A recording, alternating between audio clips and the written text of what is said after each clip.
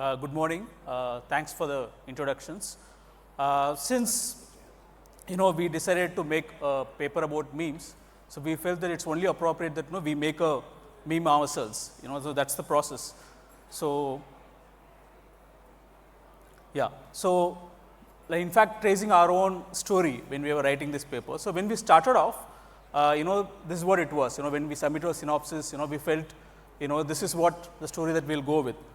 By the time we got to the main paper, Coldplay happened. The floodgates opened. Everything happened. So now the question that we kind of asked ourselves is it just comic relief?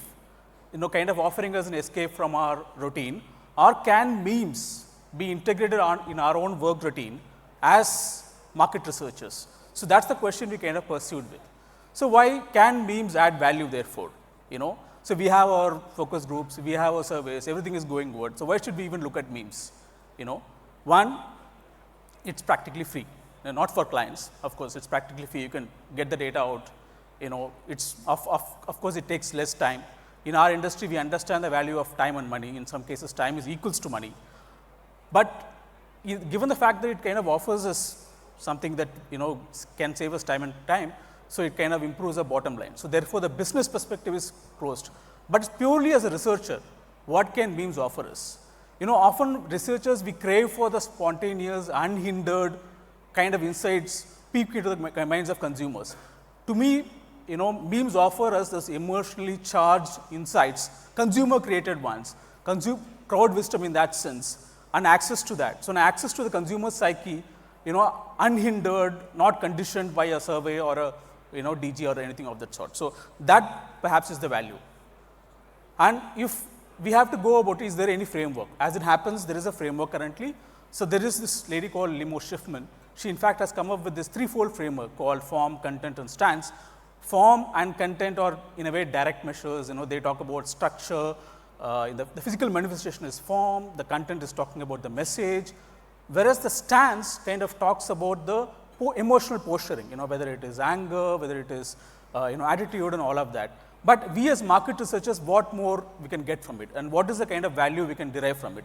So that gave us to kind of think a bit deeper, and look at semantic inference, which talks about the language and the deeper meaning that resides with it, and also more importantly, any communication has an intended receiver. So we wanted to look at the consumer archetype or whom it is speaking to. This is the fivefold framework we went ahead with towards dissecting the memes. We've carefully curated a set of few memes, we thought we will share with you. The first one goes like this, how is Rishi Sunak an Indian, but I am from Mumbai and I cannot claim, because I stay in Thane. This kind of calls out the kind of hypocrisy or double standards in identity politics in that sense. It calls about flexible inclusivity for somebody who is a celebrity who is called an Indian, whereas somebody who lives in the same city, perhaps in a different geography, doesn't call it. Especially we are living in a expanded city. Every city is expanding, and so we call this archetype the constant immigrant, because he is often living on the edge, navigating in his identity culturally, socially, things like that. See, the other one is about physical transformation, as a cost-saving consequence. All of us know how urban commute is a challenging one. It kind of results in these challenges. But what it kind of gives us deeper, which we called as an urban acrobat, this talks about a consumer who navigates and transcends cost, comfort, and class in the same manner when her commute gets transformed. From a Ola to a local train, her aspiration is met, her upper mobility is ensured, and all of that. Similarly, this is something which we all have been exposed to. Instagram depresses you in the 20s, LinkedIn, in your 30s. It talks about the show-off culture, the constant need for posturing, the constant need to look good, feel good, be successful, and all of that. So we call this an optical antagonist, who is kind of fed up with this constant show-off that is happening.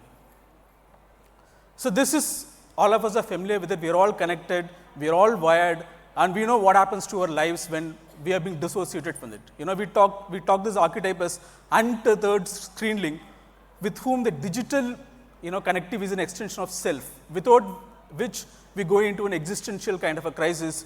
We don't know who we are any longer.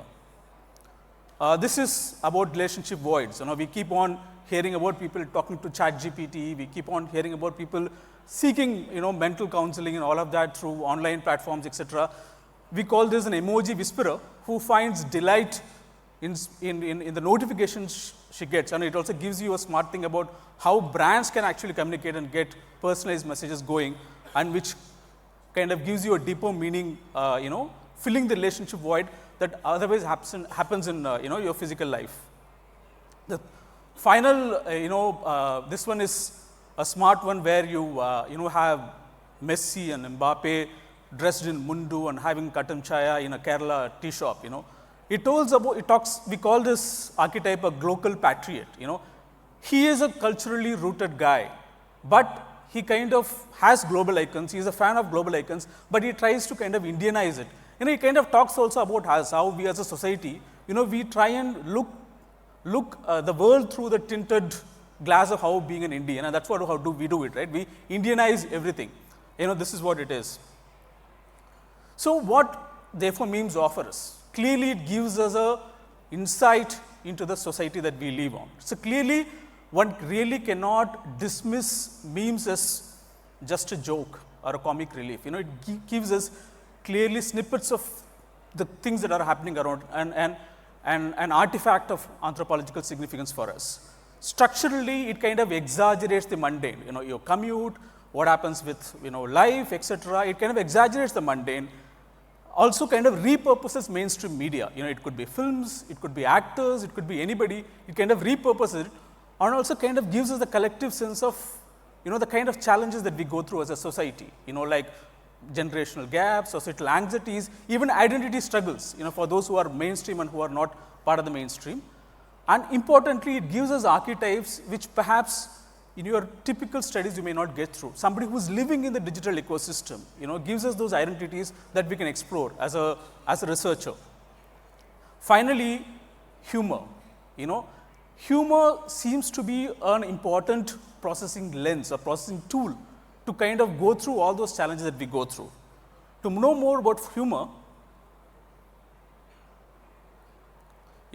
so humor as a prism of expression, because we are all familiar with Navarasas, we know that there are 9 things that are there, but humor itself kind of through these memes comes across as a spectrum, right from dark to witty to self-deprecating to playful to absurd.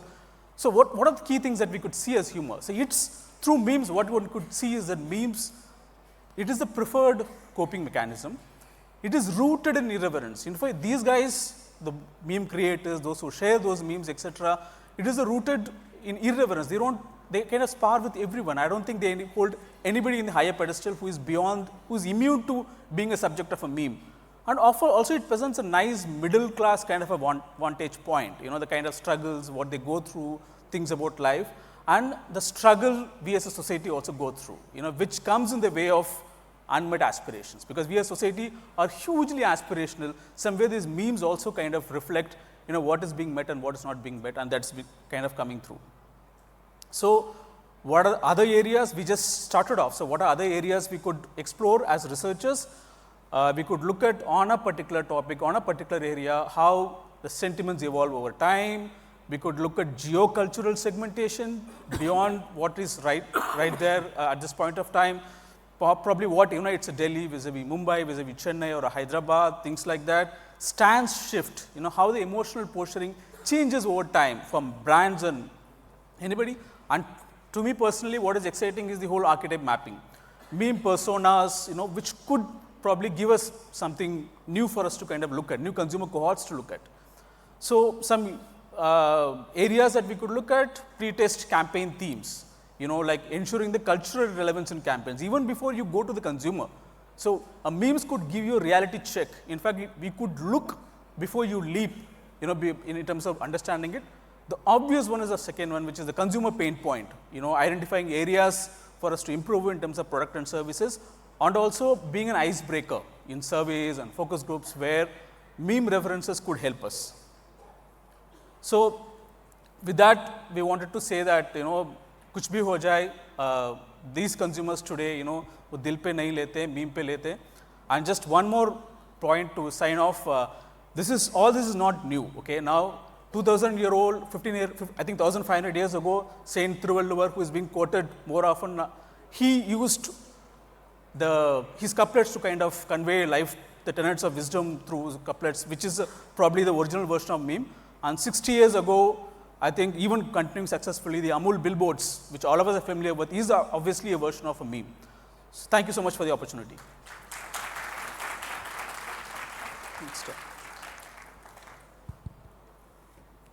We'll move to the Q&A. Thank you so much. That was a really interesting paper. So there are a few questions here. The first one is, the examples you gave in your paper really pointed out good memes that show us the cultural movements. But what about the large proportion of memes that are just noise? Sorry. A large proportion of memes, that's just noise. So the cultural depth that you have pointed out versus a large number of memes that exist out there which are just noise. How do you pick, how do you differentiate in your work? They indeed are. I mean, to be very honest, we handpicked these memes because these were exciting, and to us intuitively these problems made sense, because all of these problems which were depicted in those memes were spoken about, written about, I think part of this entire meme subculture, including stand-up comedies, etc. So they resonated strongly. Personally, I think we did a far more qualitative approach to it. So we picked those memes that resonated more with us. I think we would have analyzed at least 50 or 60 odd memes, but these things resonated more with us, and therefore we kind of took them forward to analyze.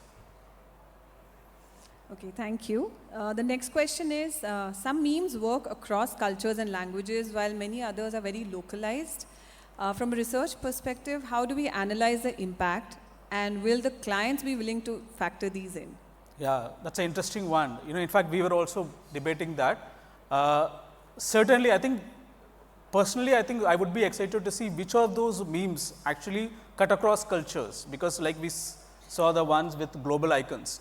It's a global icon, but we know that he is out of place in that particular meme.